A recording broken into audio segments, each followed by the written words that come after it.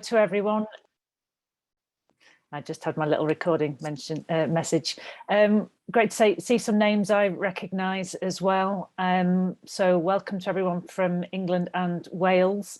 For the purposes of audio description, I'm a white woman with long light brown hair, wearing glasses and a black and white spotted top. And I'm sat in my office with an orange sofa behind me and prints on the wall, music, film, dance, art related.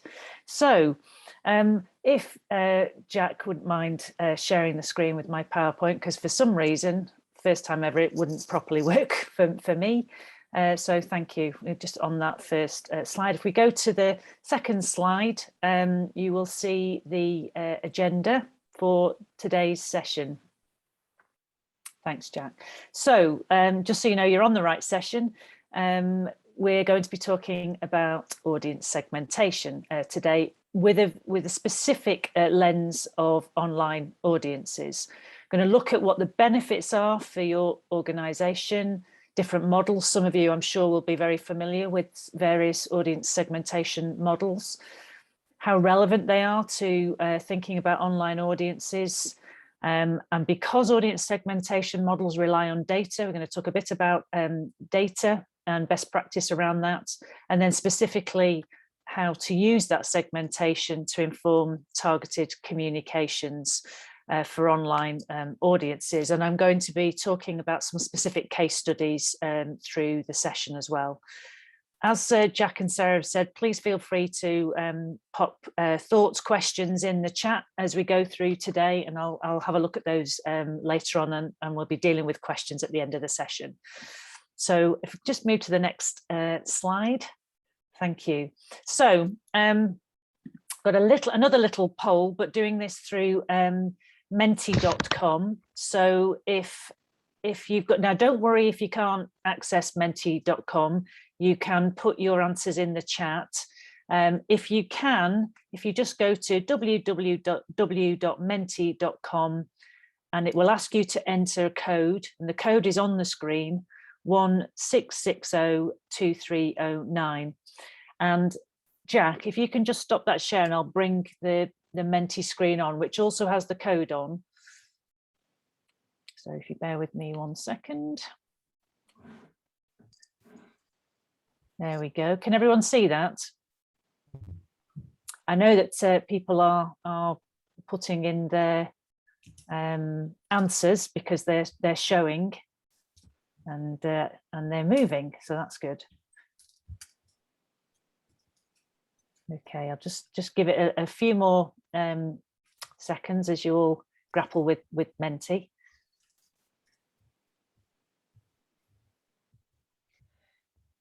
Okay.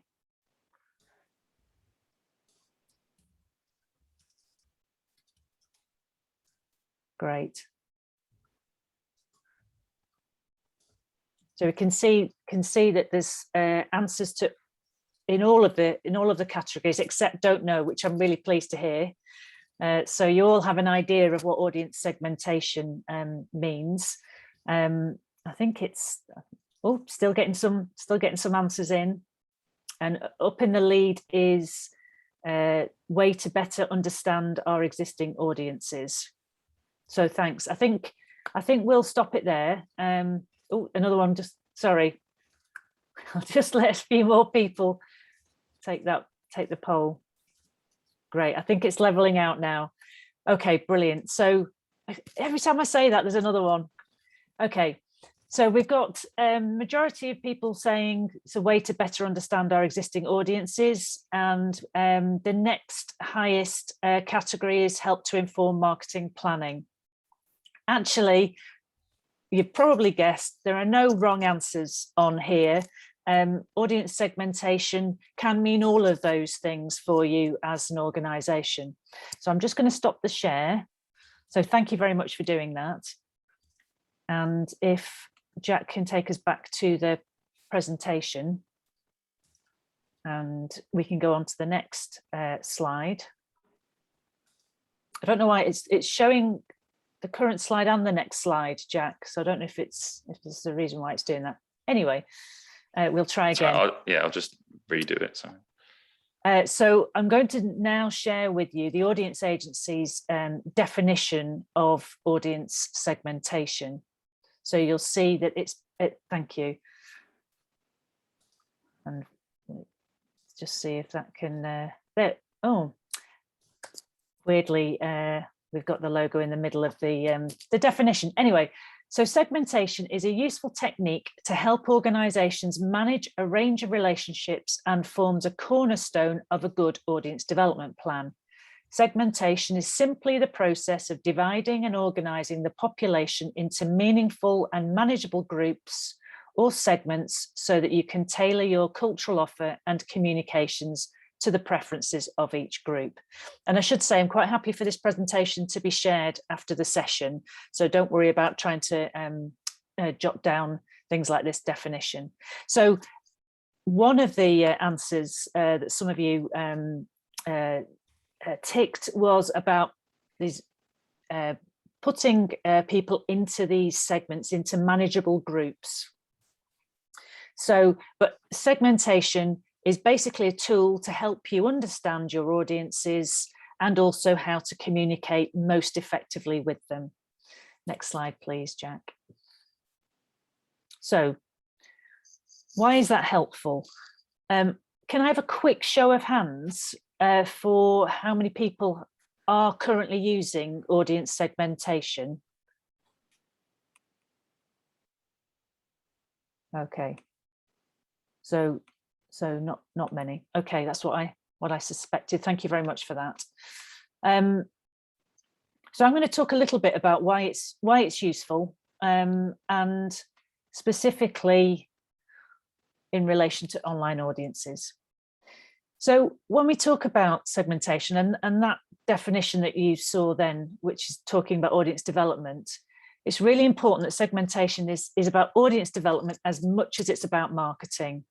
And audience development, as you all know, being museum professionals, is about everything to do with your relationship with audiences. So it's all of the touch points that you have with audiences in person and online. And that's before they engage with you, that's when they're engaging with you, and that's after they've engaged with you, because you want them to keep coming back.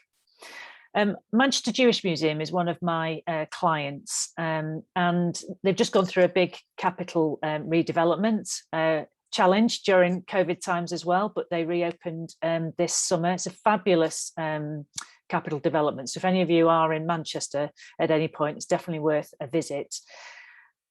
And they created their own segmentation working with a brand professional, because the existing segmentation tools, and I'm going to talk about those tools later on in the session, didn't quite capture some of the audiences that they engage with, particularly their traditional Jewish audiences whose relationship with the museum is strongly based on their faith, and also what they call more radical activists. So those people who are much more interested in a proactive relationship with the museum and what it stands for.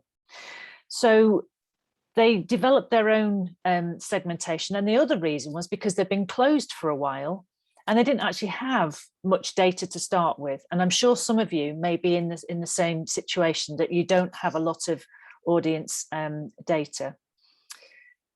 So what they've done is they also recognized that there were audiences they wanted to engage with when they reopened, but actually those audiences were maybe not likely to come for the day-to-day museum offer. And so they created, and they've just launched it actually, a Thursday late series called Synagogue Nights. And that program is a mix of comedy, music, everything from drag nights to craft-based, to talks, a real mix of more contemporary cultural experiences that talk about the contemporary Jewish life. And so their segmentation, they've looked at, actually, we want to get to these types of audiences. So much more what you would probably call, what the audience agency would call experience seekers, and I'll explain that a bit later on.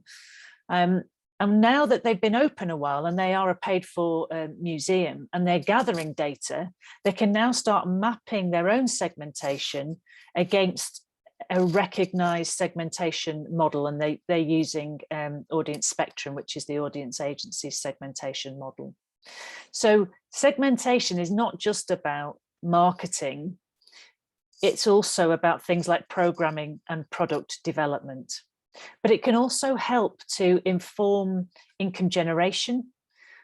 So whether that's merchandising, but particularly fundraising, you get an understanding of the types of visitors. And I use the term audience and visitors interchangeably, so forgive me. Audience, I mean a very wide term for that. But they can use that information to see who's much more likely to want to give to the organisation as well. And that's really important. And then, of course, customer service.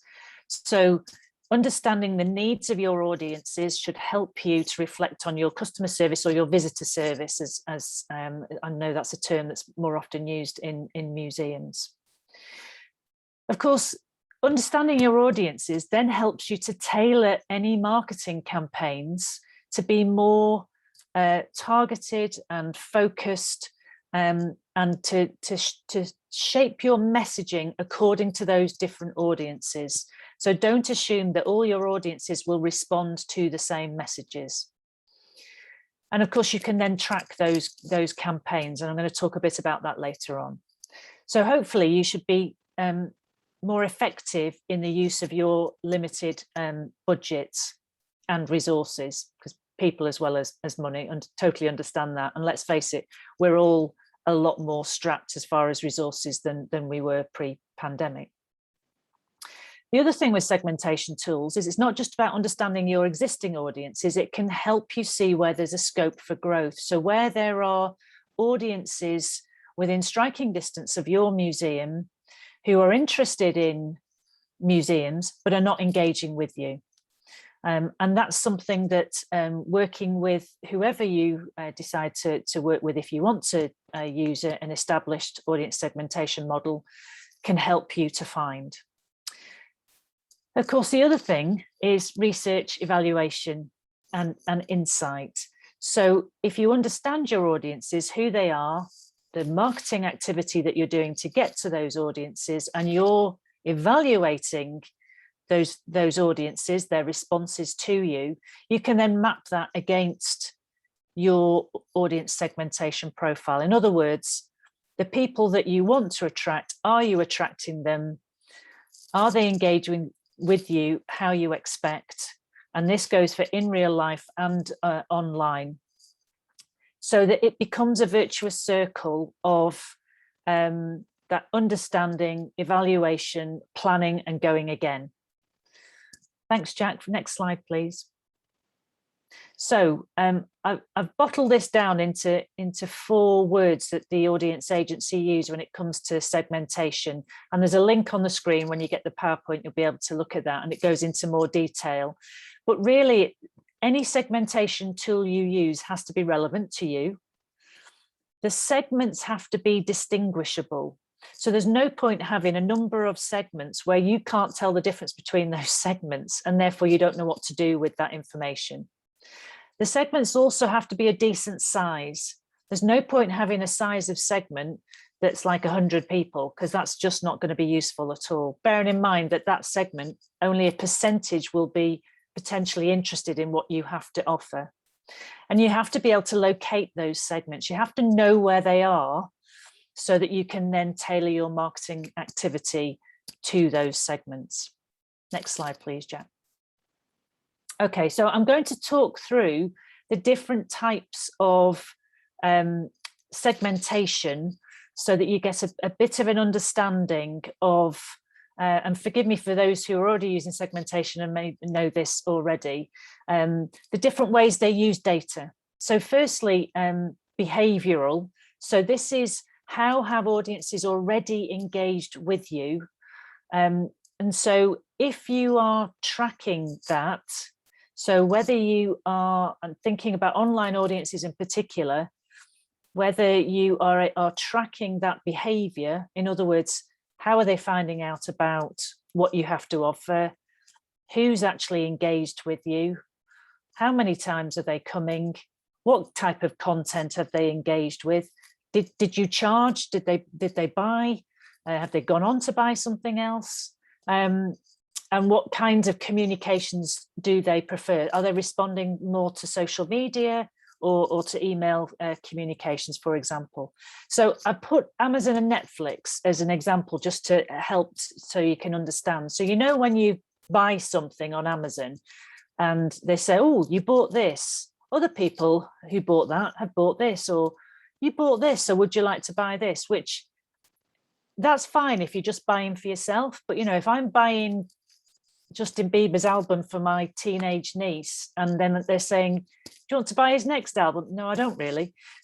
So they have limitations in that behavior. And similarly on Netflix, you'll get recommendations coming through based on what you've already watched. Next slide, please, Jack. So demographic, so this is kind of the basic kinds of data. So that's age and social grade, or where you are in your life stage. So, if you're single, married, with children, retired, what your family circumstance is. So if you think about the census, the kind of questions that you were asked, I'm sure you all filled out the census, the kinds of questions you were asked in the recent census. Thank you, Jack. And then there's geographical, so where people live and where people work. So if anyone, and you may not have had the resources to ever book an outdoor media campaign, but if you have, they are based on where people live, footfall, traffic through potential areas. Now you can combine the geographical with the demographic, and I'm sure many of you have heard of Acorn or Mosaic, which are two of the leading commercial audience segmentation, segmentation tools. They're not arts and heritage specific. These are just general. And they have a whole range of classifications of the population using postcode data. It's quite interesting because where I live, I would be classed in a particular type of grouping, which actually isn't really who I am, because it's based on postcode data. So there are limitations with that model. Next slide, please, Jack. I should say I live in a mid-terraced house, and they sort of make assumptions as to if you live in a mid-terraced house, therefore you are in this kind of grouping. There's also the attitudinal and psychographic, and this is much more what you may have come across if you've used the audience agencies, Audience Spectrum, or Morris Hargreaves McIntyre's culture segments, and I'm going to talk about both of those later on in the session. And this is much more about trying to connect with your personal interests and your beliefs and your values, what motivates people to make the choices that they do, what their priorities are, and particularly what their attitudes to culture are, and your segment. So if you think about a brand like Apple, which I am sat here on my MacBook with my iPhone by my side, there's people have a personal connection to brands, and that's what the attitudinal psychographic segmentation is trying to tap into. Thanks, Jack.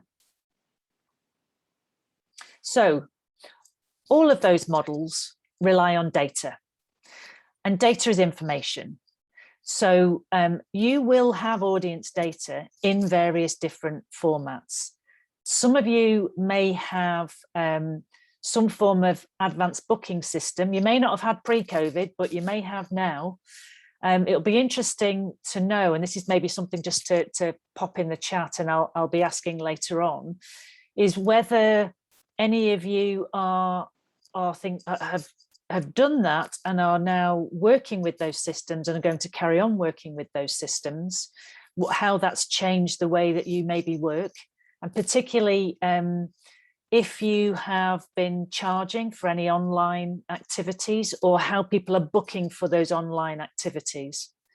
So your existing visitors in real life and online will be sharing data with you. So whether that's through a ticket desk or a cafe, if you have a cafe, or through events online or hybrid, through your website, because if you are tracking user behavior on your website, through social media, through your mailing list, if you have those as well. So there's lots of data that you will have.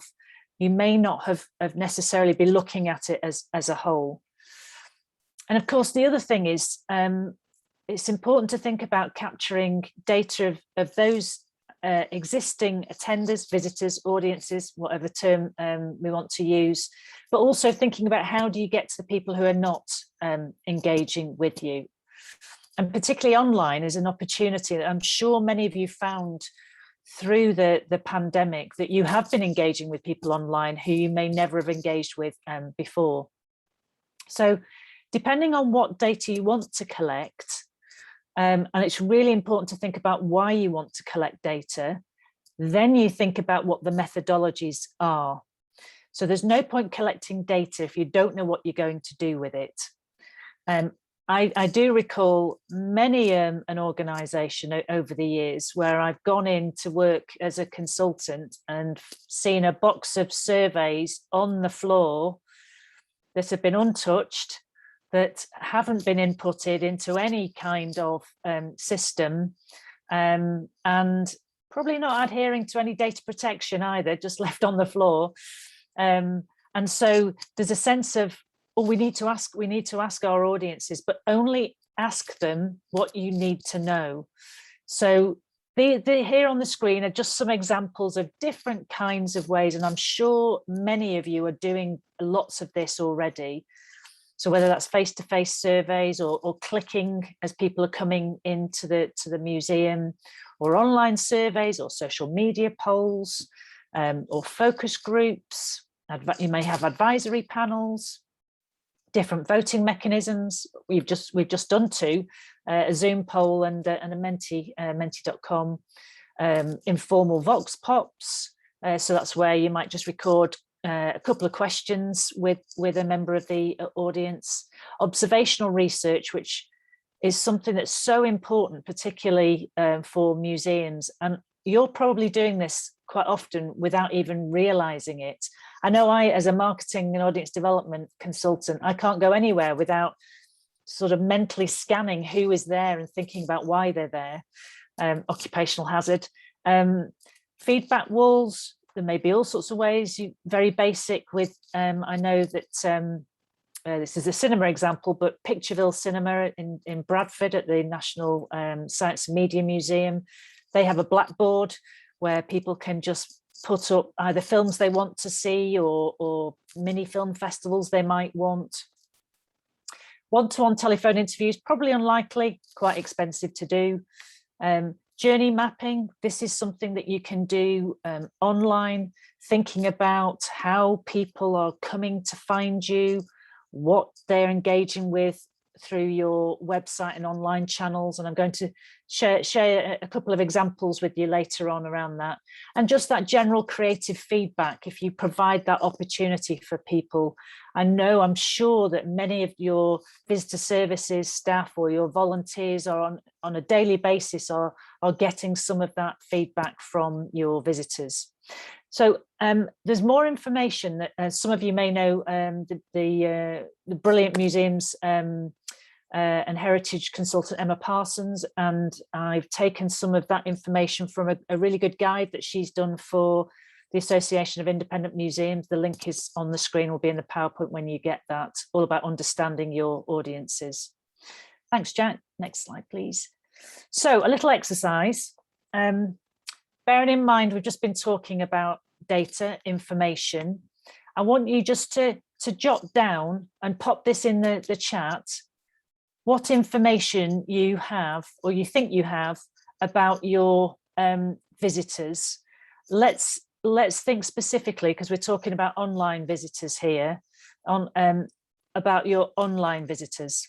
but feel free to throw in anything else as well. And I'll just keep an eye on the chat. I won't pick on anyone, don't worry.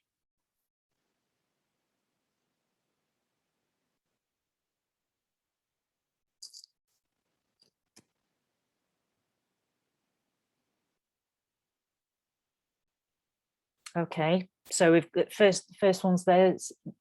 Hello, Neris, nice to see you. I haven't seen you for a while.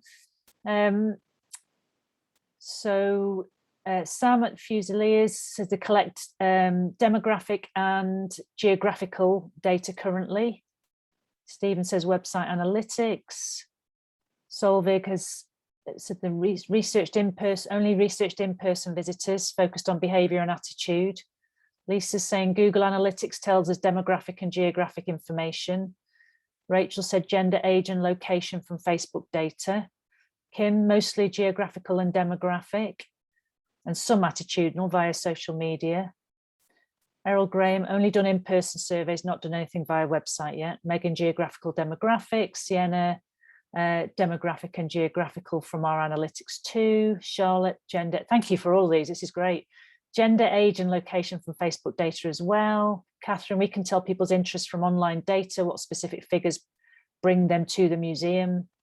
Claire, socials from both museums and use Facebook and Instagram, demographic mainly.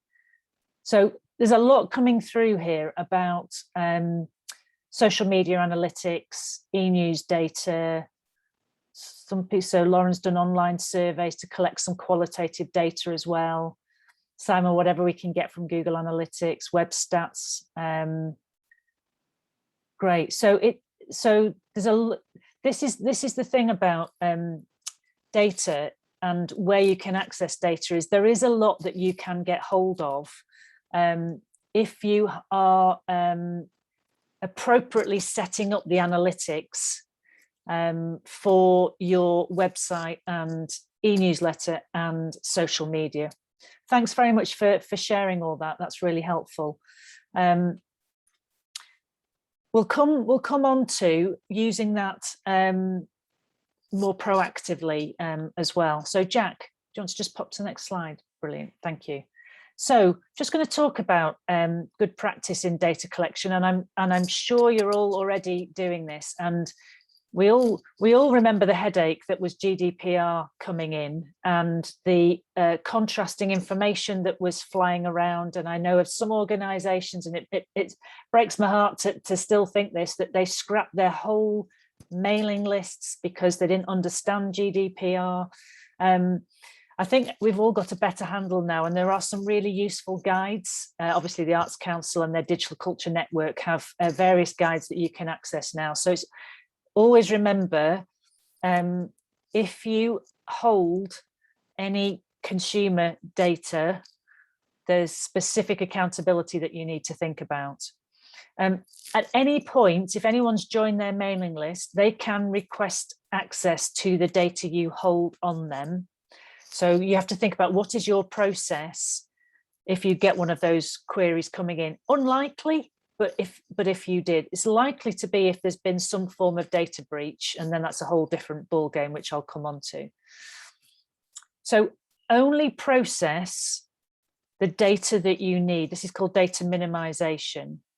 So if the data that you have, you cannot actually recognize that individual. So for example, if you have just postcode data, then there isn't the same GDPR regulations to that because you can't identify an individual.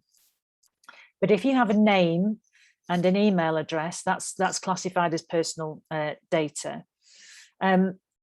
Don't collect things you don't need. So if you're never going to do any kind of postal communication, then you don't need to collect postal addresses anymore.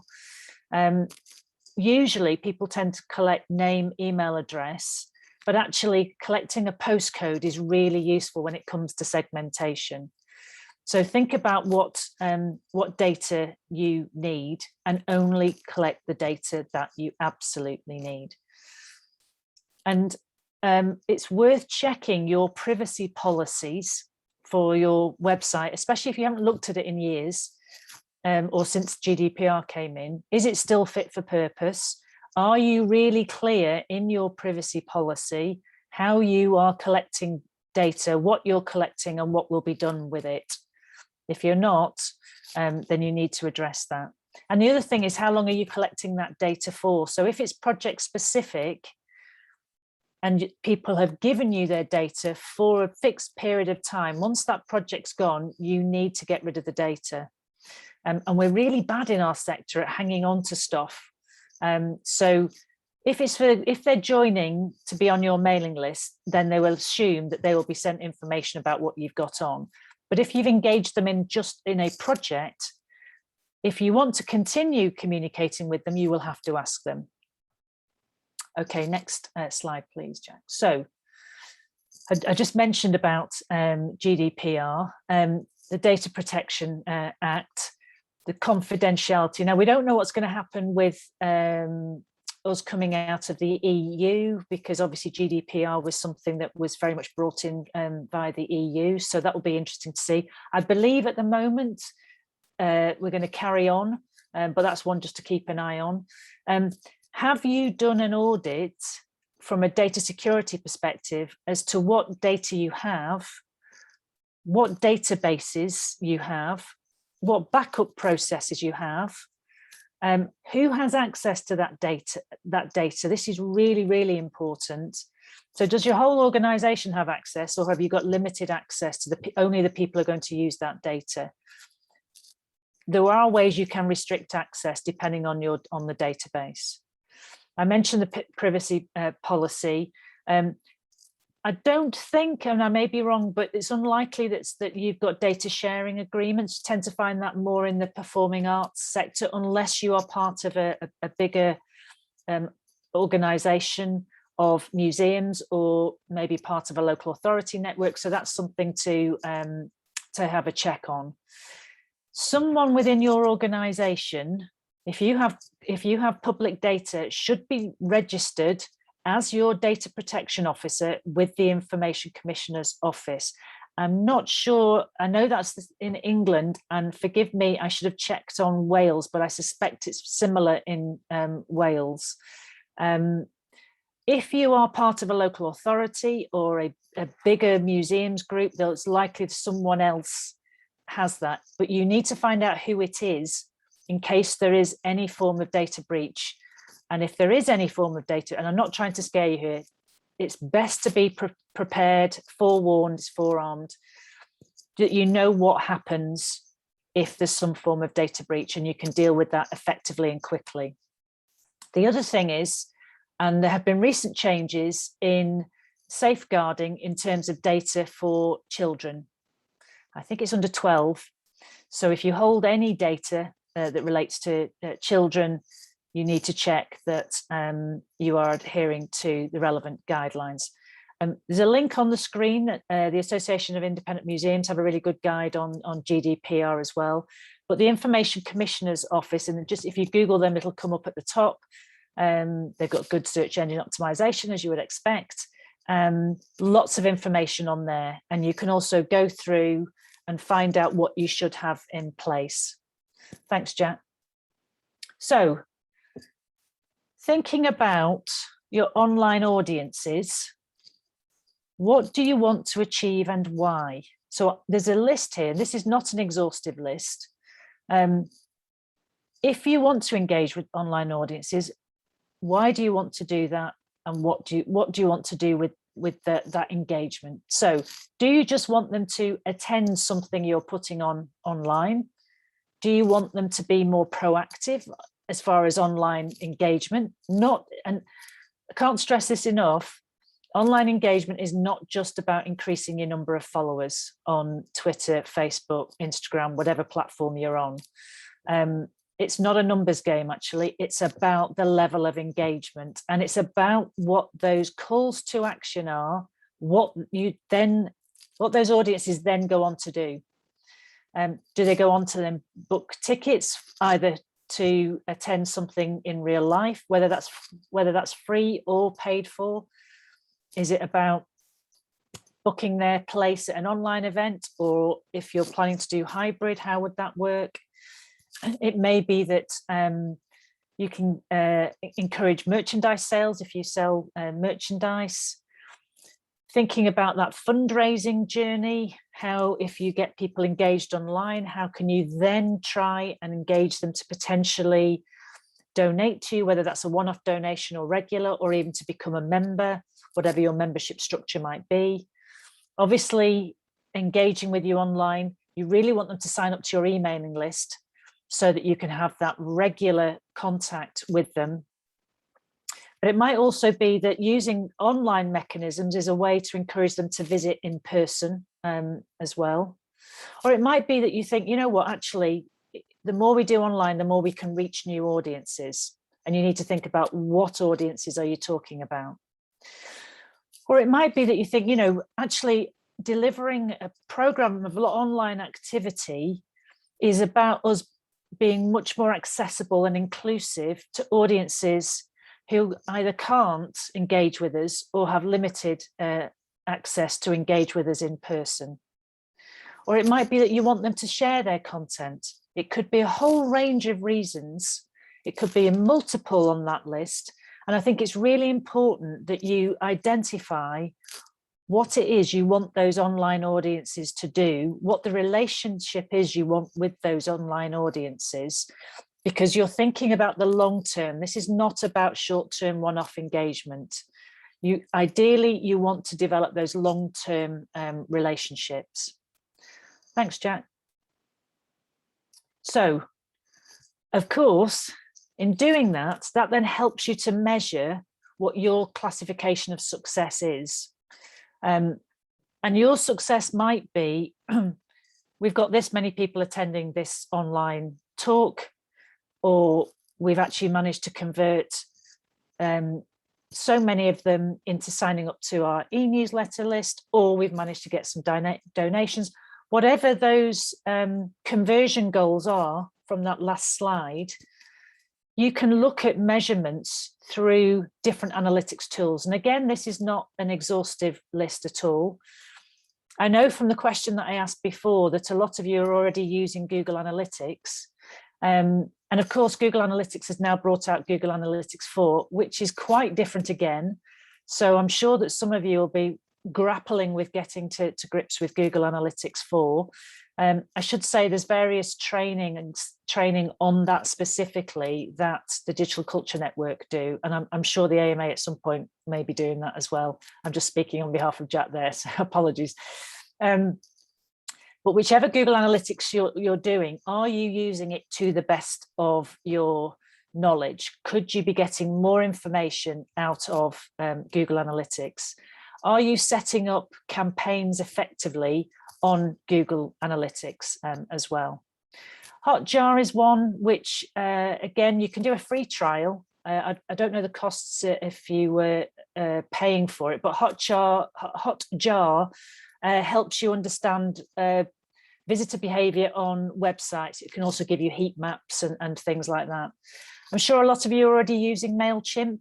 MailChimp, the e-newsletter platform, which also can give you good analytics. So open rates and click-through rates. So seeing how many people have engaged with particular stories and click through to your website. Because when you're doing e-newsletters, it's always good practice to have some kind of click-through for engagement rather than the whole story just in that section of a newsletter, because this is about trying to get people to be more actively engaged with you.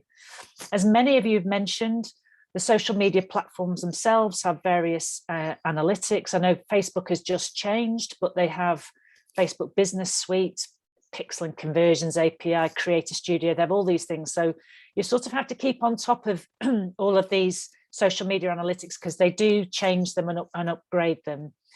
Some of you may use Hootsuite, and again, you can use that as a free tool, and that helps you to schedule social media posts, and there's various versions of that as well. So it's worth having a look at what you're doing, what's out there, and talking to each other and seeing what they're using that you might be able to learn from as well. Thanks, Jack. So actually, we've come a little bit early, so I think we might just skip on, and then we'll come back to the break. So we've got 15 minutes before you're having a break.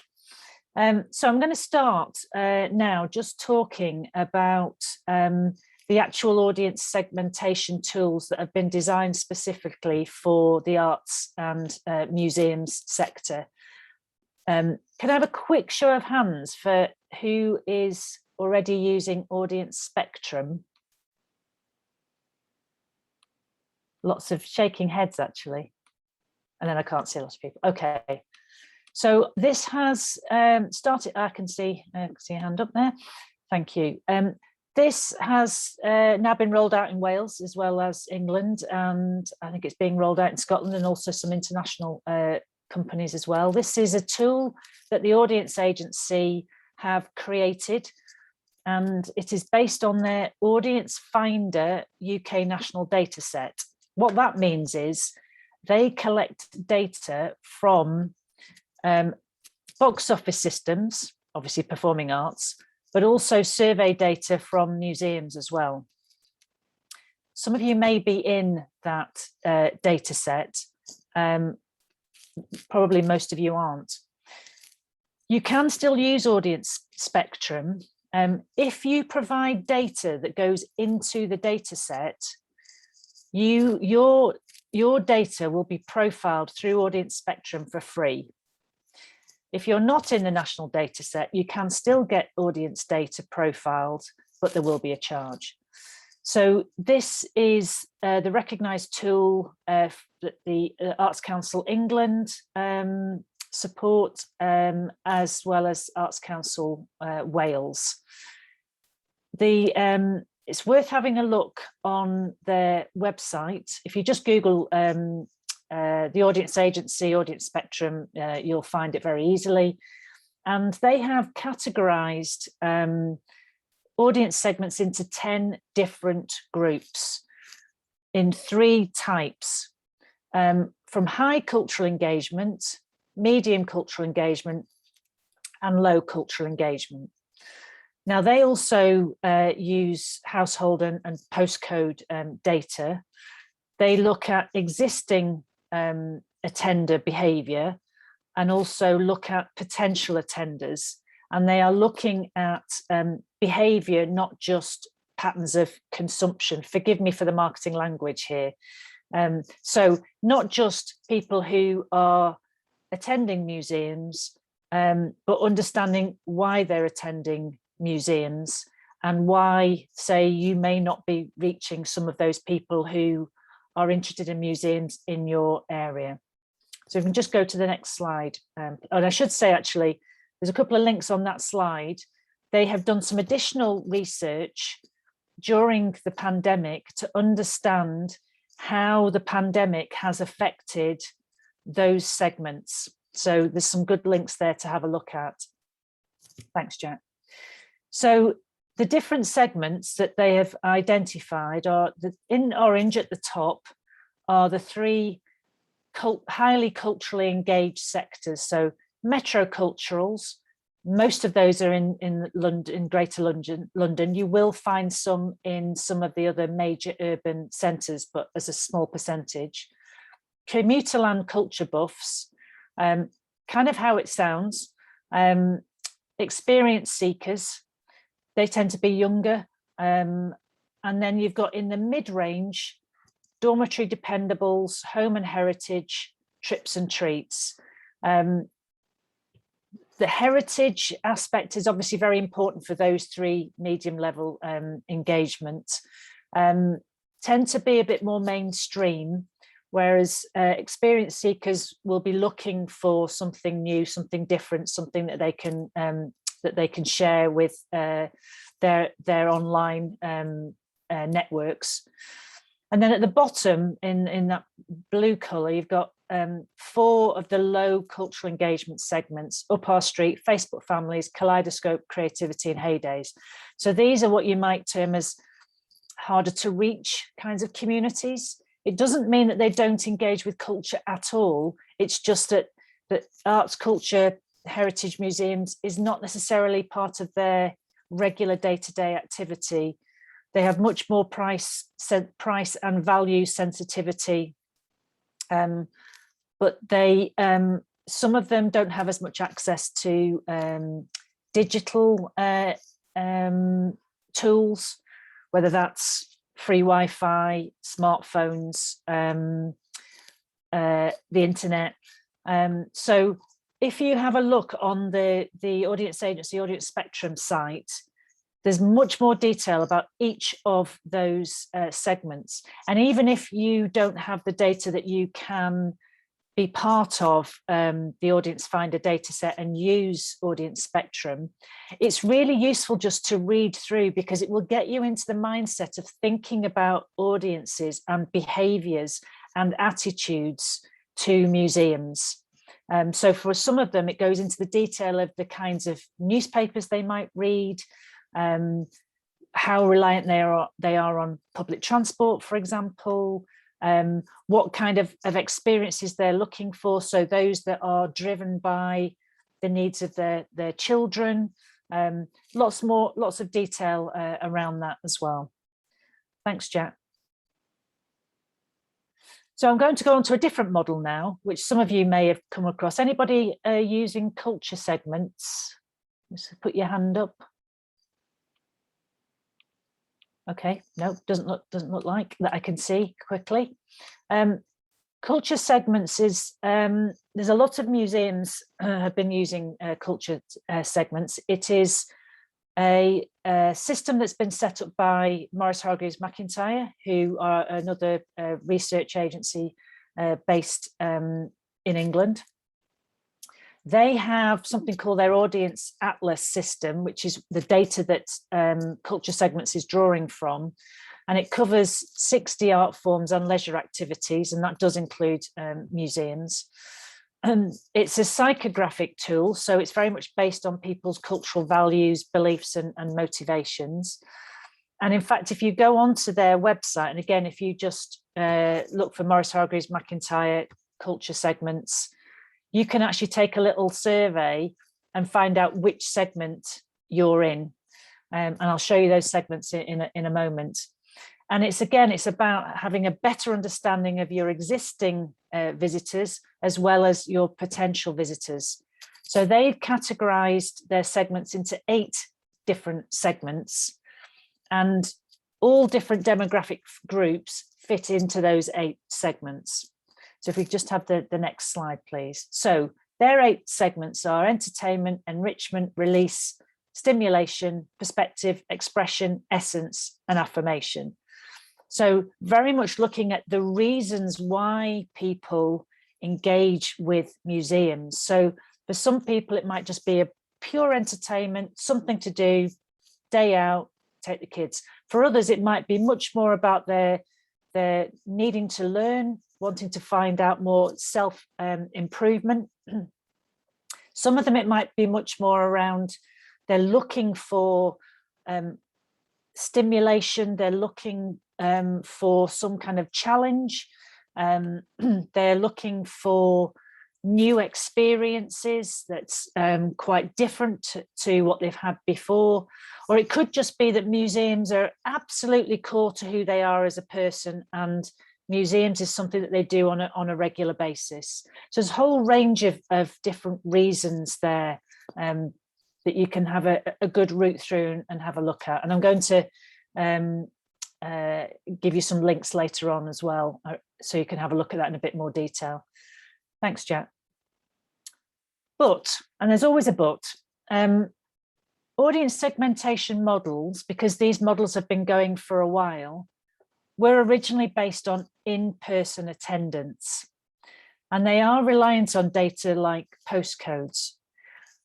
And as far as I can see, and I've done my homework before this session, there aren't any specific online audience segmentation tools for the museums sector or the arts sector, and they've not been really adapted yet. And I say yet because I'm sure that there'll be work going on to do that. And nor do they take account of what we're now terming hybrid events. So where some people may be attending in person, some people may be attending online, but I'm sure that will come. But what they can do is tell you about different people's digital access and digital consumption. So at least you can understand whether someone who is in say a low cultural engagement category, if we're looking at audience spectrum, or if they're in, thank you Lauren for putting the link in the chat there, digital audience survey findings, because that link is in my PowerPoint later on, so brilliant, thank you. They can tell you about the kinds of digital consumption that people are accessing. There is new data on audiences during digital audiences during COVID-19, which is the link that Lawrence just put in the chat. Now, of course, we need to bear in mind that that was a particular point of time, and we don't yet know what the impact is longer term. I mean, we're not quite post-pandemic yet, but, you know, places are back open. We don't know what that impact is as far as people's online behavior, how much they're going to continue engaging with online experiences. So we have a good idea of what happened during those lockdown months, and that does give us information, but we need to think about how that's going to change for the longer term. So I think that might be a good point now before I go on to another slide, if that's all right, Jack, just to take a 10-minute break. So might just, thanks, Jack. If you want to bring the PowerPoint back up, that would be great. Thank you.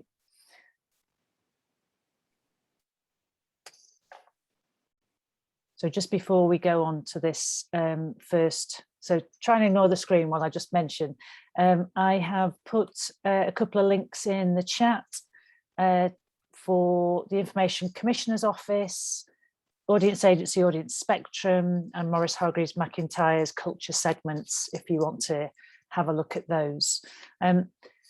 Just before we start on some case studies, I just want to ask another question and just pop in the chat. How many of you have been using any kind of online booking for either online events and or in person, and what form of booking system have you used, whether that's Eventbrite or whether it's a different type of booking system? So we've got Emily Jane said Art Tickets, Lauren said Eventbrite, and oh, there's lots here. I'll try and read through. So Art Tickets, Ticket Tailor, quite a few with Eventbrite. Lisa own bespoke system, Galaxy. Yes, as a product in our shop. DigiTickets, Eventbrite, Tessitura for visits to the museum, Eventbrite. Art Tickets. Art Tickets have done well out of the situation we've been in. Old-fashioned paper system for visits. Nice, thanks, Neris. If in doubt. Great. So it's interesting that and I presume that some of you, Claire, Spectrix for some, on our own website booking forms. Great. So it's a mix. So some of you have got ticketing systems, which means you'll be able to much more easily collect data. Eventbrite has its limitations because you can't get the detail of data. And then Art Tickets is something that's been set up as a result of the pandemic. So Annette Castle do online bookings to access all the site. Yeah, thanks for that, Sam. Thank you for that, everyone. I may ask you some more questions later on around that. So I've been looking at Catherine. Do you have a question, or have you just popped your hand up? It's gone. It's gone. Okay. Thank you. So no, don't worry, Catherine, it's fine. I have been digging around to find some examples of specific research that has been done on online audiences in museums and galleries sector. And I wanted to find some examples that are in the public domain so that they could be shared today, but also on the YouTube recording as well. And actually, it's quite difficult. Yes, there's been some research done of things that have happened last year, and I'm going to share one of those with you. But I think this is a real area where we're going to see a lot more research taking place. Now there's that, as Sarah said right at the start of the session, now there's that understanding of the importance of online engagement and our online audiences. We need to find out more, and so we're therefore going to need to do research. So I've found an example, and this is pre-COVID. It's quite a few years pre-COVID, but I think there's a lot of relevant learning from it. The link to more detail is on the bottom of this screen, and there's a piece of research done by, and I'm going to get the pronunciation of this wrong, Eleanor Villaspesa. Hopefully that's near. And this was very much to look at the online audiences for the Tate's website, and particularly they looked at a section of the website. Now, bearing in mind, organisations like the Tate have huge amount of content on their website, so that we're looking at a different scale, but I think there's some useful learnings because they've looked at a specific section on the website, the art and artists section, and they wanted to understand why people were engaging with this section of the website and what they were doing, and particularly to help them to make improvements on not just the content production, but actually how easy it was to find information, understanding what people were looking for and why. Some of the findings that they discovered were that they were seen as a valuable and trustworthy resource about art, and that it was a good place to search for a particular artist. So what they did was they created their own online segmentation, 4 different categories of online audiences. So Jack, if we can pop to the next slide. Now, don't worry if you can't see this very clearly if you're working on a small screen. I'm going to talk through it and you'll be able to get the PowerPoint afterwards. So they created their segmentation of 4 different types of online user, audience, visitor. So in the top right, got researchers, top left researchers, top right art enthusiasts, bottom left self-improvers, bottom right explorers.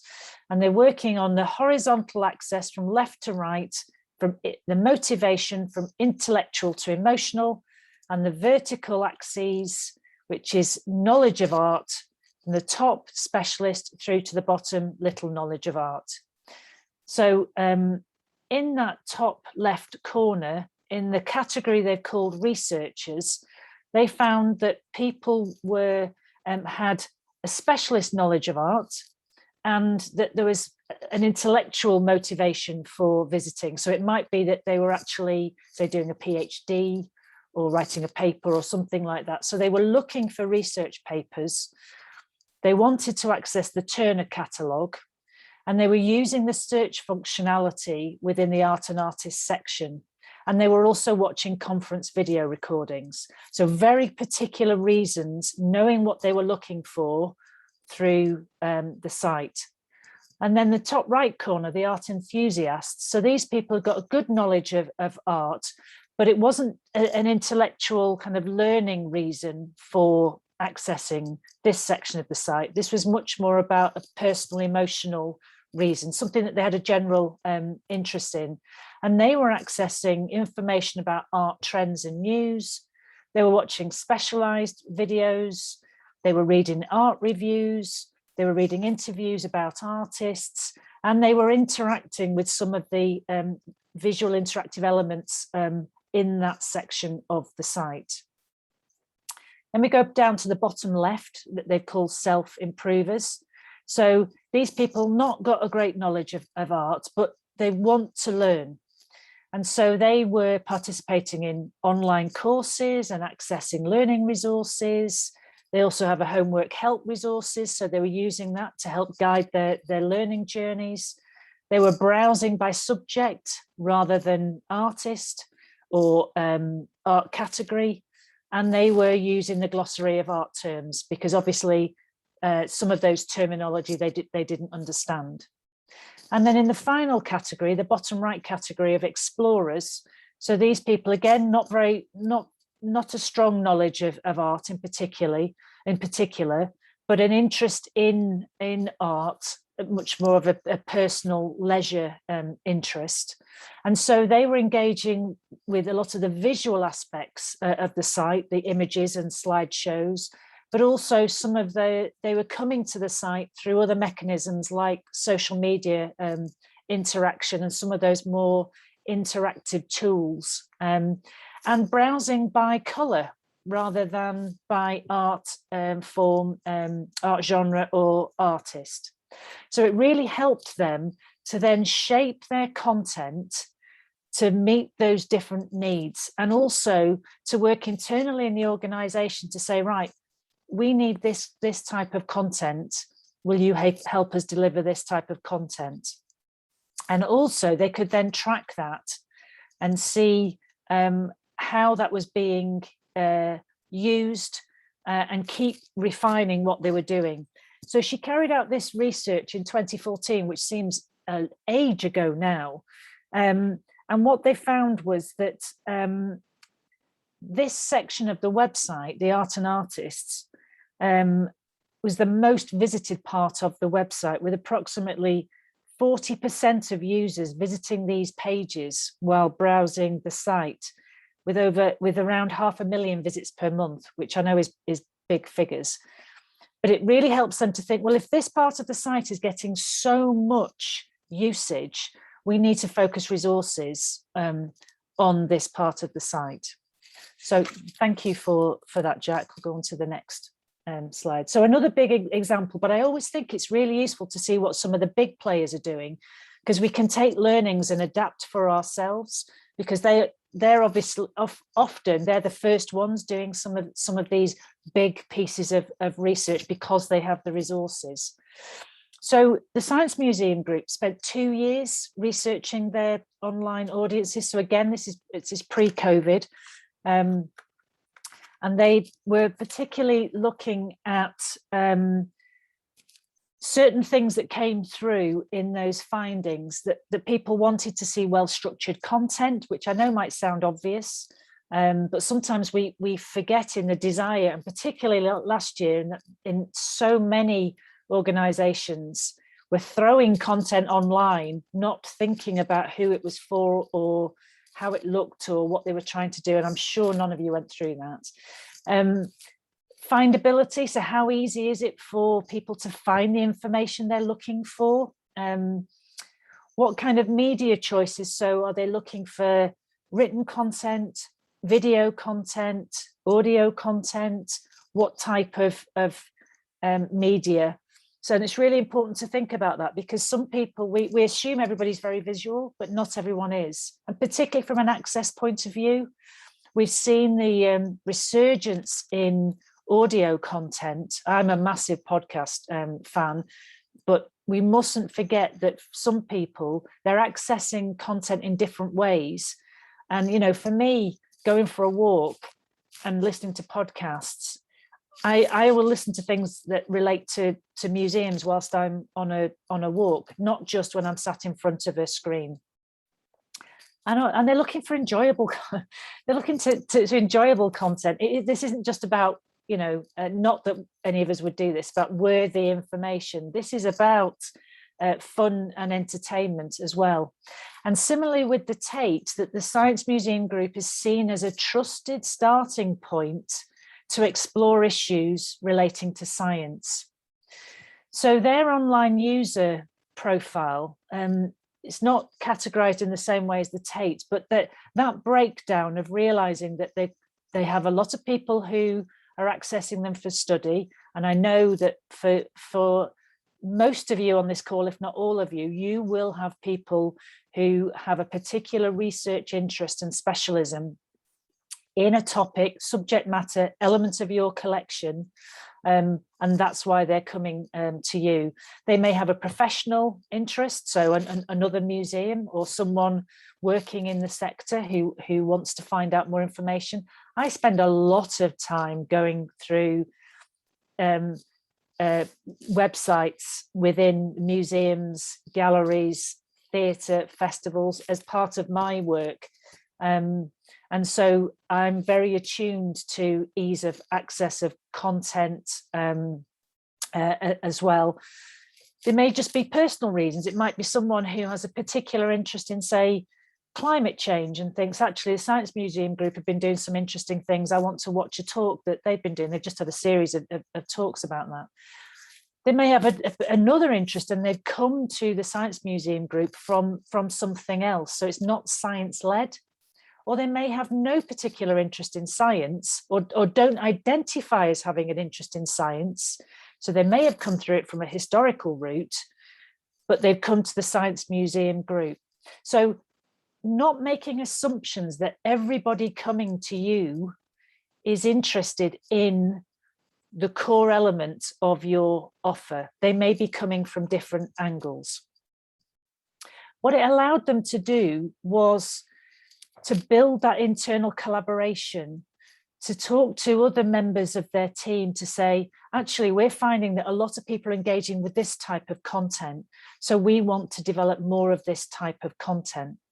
And what I should say in developing content, it doesn't have to cost a lot. People are not necessarily looking for really polished content. They're looking for content that reflects your brand. So think about that. You can do really good stuff with a smartphone. Now, obviously, nobody wants to see a jerky video or have an audio where you can't hear what's happening. You do need to think about access, though, with content. And I know this will come up much more in your next session on content. So I'm not going to touch on that too much. But obviously, as today, we've got Maria doing the captioning. So subtitles, captioning, all of that sort of thing you need to think about, audio description, and depending on the kind of content that you're doing. The other thing is about informing their story content. And the wonderful thing is, as a sector, museums are awash with fabulous stories. All aspects of what you do, people, collections, everything. You've got amazing stories to tell, and you are telling those amazing stories. So think about how you can use some of those in your content, but to tell a story over a period of time. How do the stories you're telling connect and build your brand online for those audiences over a period of time? And of course, the other thing is you can then track the engagement with that content. So if you set up your analytics effectively, you can then track what that engagement is. And it's just cut off at the bottom of the screen. But when you get the PowerPoint, there is a link where the Science Museum have shared some of their findings from this piece of research. Thank you. Just go on to the next slide. So I want a quick in the chat function, how many of you took part in the #curator battle from last year that York Museums Trust set up, and which element was there a particular? I can see some hands going up. Loved taking part. Neris, Lauren's put a hand up. Was there any particular battle that you were involved in, or were you involved in multiple battles? Just give me either a hands up or just pop something in the chat. While you're doing that, multiple, said Lauren. Simon was furloughed, but your intern stood in, did a pretty good job. That's good. Viking coins from A. Dowling.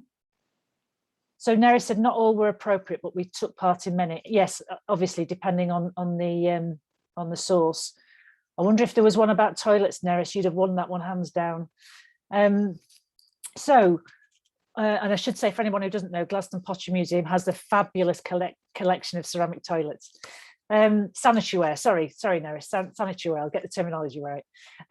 So for those who may not have been aware or maybe did take part, York Museums Trust set up #Curator Battle, and it ran from the 20th of March till the 24th of July last year.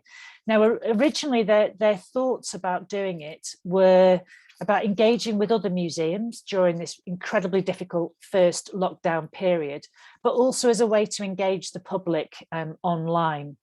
And they started off thinking this is a way to showcase the collections and objects. And what worked really well is, as I mentioned about stories, this was a great way to tell stories, to use these incredible collections that our museums across the world have, but to do it with humor as well. But they didn't just set it up and then think afterwards, oh, what did we achieve? They put the evaluation measures in place so that they could track the campaign. And there's some stats here from the campaign, and there's a link at the bottom with much more information and stats about the impact of the Curator Battle campaign. They engaged with more than 1.6 million people. 6.2 million people saw York Museum Trust objects alone, never mind all of the other objects that everyone shared. They increased their Twitter followers by 17,350. Now, obviously, it's not just about the followers, as you remember me saying, but they gained 50% new audiences off the back of that. And of course, there was the worldwide media coverage. Anyone who got in early with some online creativity around engagement tended to get some really good coverage. They identified that some of the best battles were #creepiest object, #best museum bum, #best bling, and of course #best cat. So, and I followed and many of them, and it was a really positive engagement at a really difficult time during that first lockdown. Thank you, Jack. Next slide. And then as the last case study I'm going to talk about in any detail, I'm sure a lot of you are very well aware of the Museum of London and the work that they do online. Excuse me. Just need a sip of water. What they've done, they have a YouTube channel, and I'm sure many of you do as well. And they've actually categorized it by subject. So I've just taken a snapshot here of their YouTube channel page, and you can see on the top line, it's all fashion. The next one is Women's History Month. The next one is LGBTQ plus History Month. They've got Wednesday walks. They've got Black History Month. They've got all sorts of things. So it's very easy to find if you have particular interests in certain subjects, but also for anyone going on or coming to it through, say, a social media link. So say I've clicked on something that's fashion related, and then I can see, oh, actually, they've done lots of different videos. I think I may watch some of these others. So it's a way to bring people in, to spend more time and engage with the museum and the stories that the museum has to tell. So I think it's worth thinking about. Just because you did something 2 years ago doesn't mean it doesn't have any value now. I often get frustrated when I see clients who they've almost just dumped content that they've produced in the past. Now, obviously, if something is horrendously out of date, then you need to review that, or you need to profile it in a way that makes it clear that it is now out of date. But you will have some amazing content, and people love rooting through your archives of content. I certainly do. I'm as well as being a big museums fan, I'm also a huge dance fan and film as well.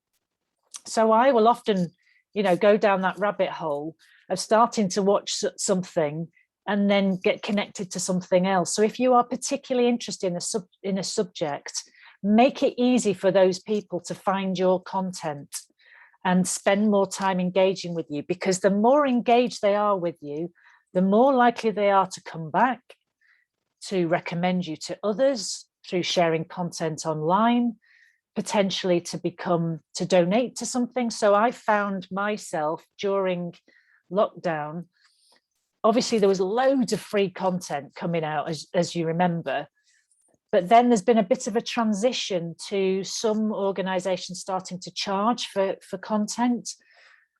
And there were certain dance companies, particularly dance companies around the world, that obviously I wouldn't normally get to see, where I'm willing to pay, not huge amounts to be fair, because I do watch a lot, but I'm willing to pay a contribution, a donation, if you like, to watch something in place of a ticket, because I'm getting access I wouldn't get any other way. What I would just couch, and I've got this with a theatre client at the moment, it's a new theatre that's being built, is they're very excited about the opportunity to engage with people all over the world.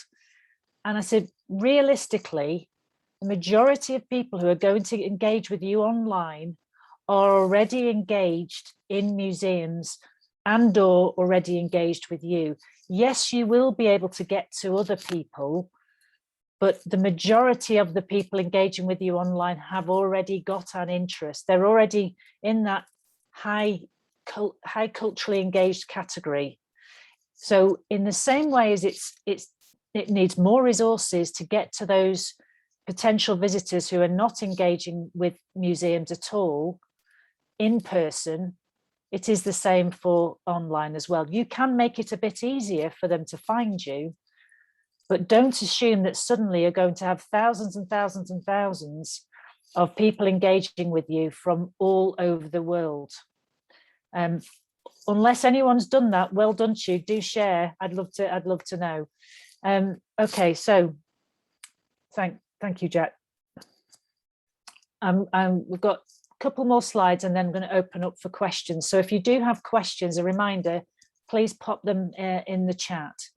So specifically thinking about how you use audience segmentation to inform your communications, whether that's using a tool like Audience Spectrum or culture segments, or whether that's that you develop your own segmentation, because if you don't have much data, that might be difficult. So it's quite often a good idea with colleagues to sort of brainstorm the type of visitors who are engaging with you, develop personas. Online personas is something that all digital agencies do. If any of you have been through a website development process, you will have probably found that your digital agency has worked with you to develop online personas. So what type of visitor, and start to build an idea, give them a name. So, you know, Jill, she's 45, she lives locally, she's got teenage kids, she comes to certain types of events. We found that she was engaging with us online for education related content during the pandemic. She's on our email mailing list. She doesn't tend to engage with us on social media. So to help you start framing the types of online personas who are engaging with your online experience. And then once you've got that, you can start testing that out and think, have we got that right? Have we made too many assumptions there? So in the same way that you are thinking about your in real life attenders, visitors, audiences, you need to think holistically about online. I would say don't think about them as two separate things. Think about them as interconnected, because chances are a lot of them will be engaging with you in real life as well as online. So think about that holistically.